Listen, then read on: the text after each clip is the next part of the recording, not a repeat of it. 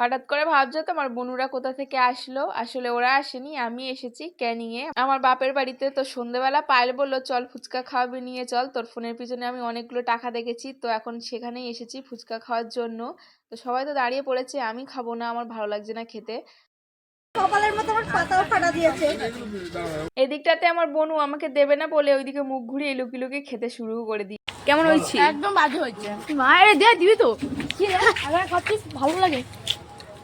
এ হামলে পড়েছে, ঠান্ডা হয়ে গেছে কেন এটা? পাপিয়া লঙ্কা তুলেছে। খুব বাজে। ভালো করে মিল বলছে। সুন্দর আছে সুন্দর। অনেক বড় সবাই মিলে ভাগ করে খাবো, ঠিক আছে? কেন?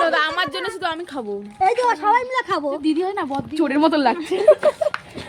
আমি ফুচকা খাইনি বলে এরা আমার জন্য চিপস এনেছিল, তবে ওরা নিজেরাই খেতে শুরু করে দিয়েছে। আমার বোনের ভাগ্য তো একদমই একটুও ছিল না, তো কান্না করছিল।